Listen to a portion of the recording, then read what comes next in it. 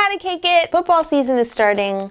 I don't watch football. It's okay though, because I do know that people like to eat a lot when they watch football. So I'm making a nacho cake. This is nacho average cake. Who's with me? Who's joining Team Cake? Who's in? All right, I'll be in. Oh, all right. You have to be more enthusiastic. Okay, I want it. All right. I want all of you to be on my team with me. Aww. No, not you, Jocelyn. Welcome to How to Cake It.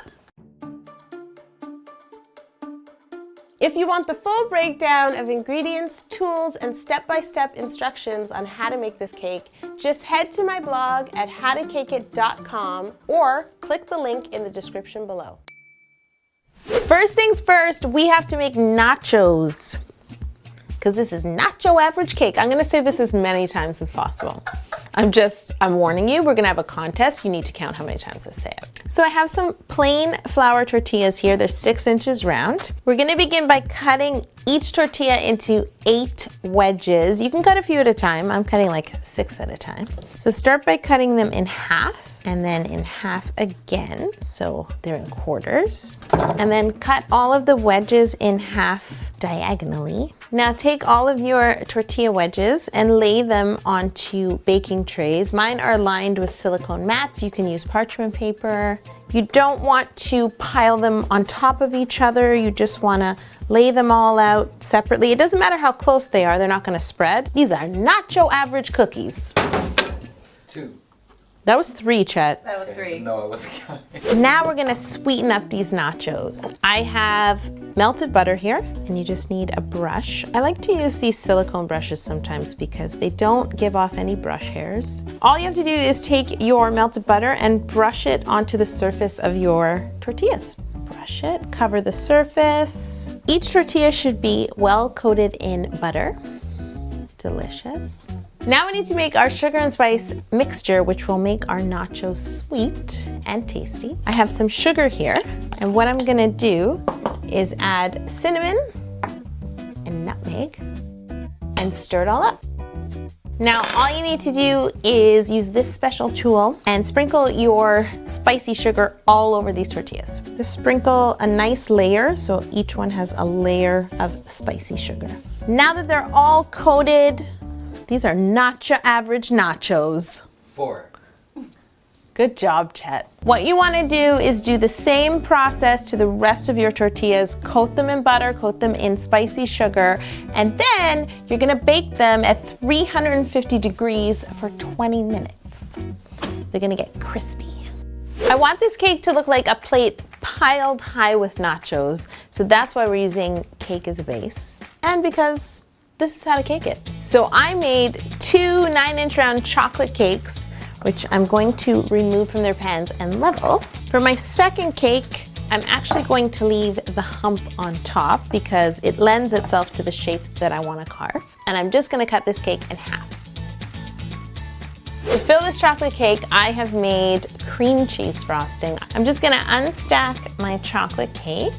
Don't forget to simple syrup your cake.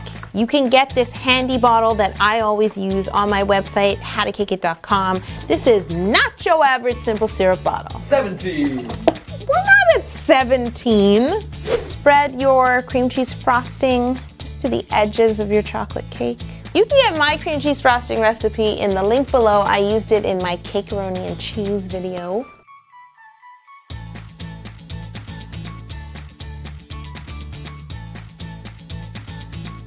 I'm gonna throw this cake in the fridge and move on to making guacamole buttercream. It's nacho average buttercream. 29. Chat! I'm gonna dye my Italian meringue buttercream to look like guacamole. The recipe for this buttercream is found in the description below. I'm using a combination of colors here. I'm using lemon yellow, buttercup yellow, golden yellow, and moss green. And often when I'm dyeing buttercream to look sort of a natural color or a color that's hard to accomplish, I'll take a little bit and put it in a smaller bowl and work with that and play with my food coloring. I'm gonna keep my colored portion of buttercream here as a measure, and I'm gonna color the rest of my buttercream to match, and then I'm gonna stir it all together. I'm gonna add my original buttercream. Woo! You can't even tell the difference. So until they make guacamole colored food coloring, this is how you do it. Time to cut up our candy toppings for our nacho cake. I have black licorice here, which I'm gonna cut to look like olives. If your licorice is really sticky, you can use a bit of vegetable oil. Just wipe it on your knife carefully and continue cutting. I'm gonna use a number 12 round piping tip to cut the holes in my olives. Now I'm gonna move on and I'm gonna cut some green pepper chunks from green wine gums. I'm also gonna cut up these red wine gums to look like chopped red pepper in my guacamole. And finally, I'm gonna cut up these red gummies to look like tomato slices. The end result of this cake is supposed to look like a pile of nachos on a plate. So I wanna shape this cake and just carve some of it away to look like a little mound, a little mountain. I do want this mound to be imperfect because I feel like nachos are just kind of tossed on a plate. Nacho average cake. 106. I'm gonna ice this mound of cake with guacamole buttercream. You know what? This is really nacho average cake because I'm not gonna chill in between my crumb coat and my icing. Ow, that hurt. Are you okay? I think I shifted something. I was trying to channel Macaulay Culkin Home Alone. Before I ice this cake again and start to add my sweet nachos, I'm going to move it to a platter. So I know we coated these nachos with cinnamon, sugar, and nutmeg, but we're actually gonna put this side down. So you're still seeing great nachos, but when you eat them, they taste sweet. Just gonna add a little more guacamole buttercream as glue for my nachos. And again, you don't have to do a perfect ice. I'm gonna ice this cake as I go along. So I'm starting with the bottom portion. I'm gonna add some nachos and then I'm gonna ice some more, add some nachos and work my way up. Just stick your nachos right into the cake. Try not to stick them all in the same direction because nachos are kind of thrown on the plate. Time for more buttercream.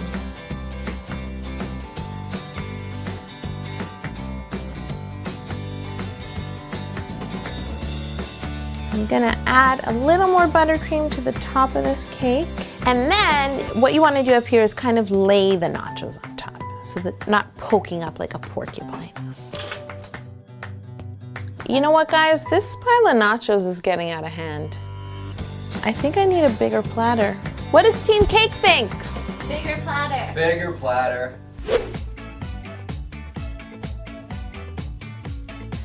Woo! Wait, what's the score in football? Hold on. Touchdown! Got my candy toppings. I'm just gonna take a little bit of milk chocolate and a little bit of dark chocolate. I'm gonna melt this compound chocolate in my microwave 20-second increments at a time, making sure to stir in between. I want it to be melted but not piping hot. Okay team, my chocolate is melted and it's nice and smooth.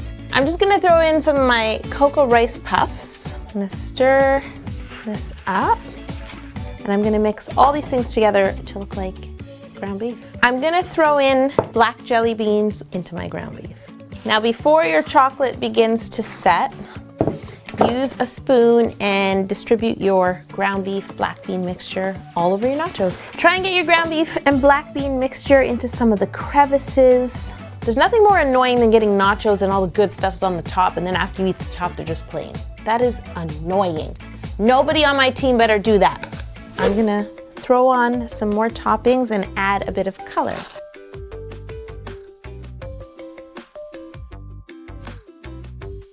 It's cheese time! This is my modeling chocolate. I've used it tons of times on How to Cake It. You can make it yourself. Go to howtocakeit.com. I dyed it orange so it would look like cheddar cheese. And now I'm gonna cut it and grate it right onto these nachos. You know that anytime I use cheese on How to Cake It, my little friend comes out. This is MVP, for real. Don't get too close. You want to slightly melt your modeling chocolate. You don't want to burn your nachos. You just want to kind of see the chocolate shine. Okay, team. We're almost done. We're moments away from the big finale. I've got the rest of my guacamole buttercream. And then remember, we cut up some red wine gums, and these are gonna look like little chopped red pepper in our guacamole. Okay, I'm guacking. I'm just spreading out my guac. I wanna make like a little guacamole bowl at the top because I have one last surprise for my nachos. Final touch. I made a little bit of 7-minute frosting, just a tiny bit, and it's going to be my sour cream in the middle of my guacamole. Touchdown for Team Cake.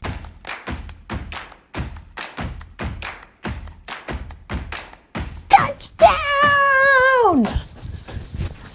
The rolling pin, the icing, the piping. Yes! 10 hut.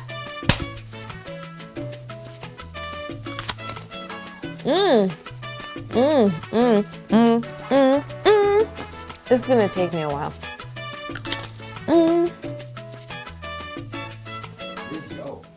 Yolanda? Yolanda, are you? Oh Lord. Guys. Oh no. I'm gonna do it. I'm in it for the win.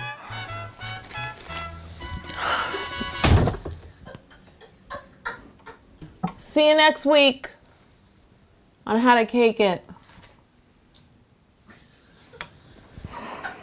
This is not your average cake. 1 million. 1 million. Touchdown.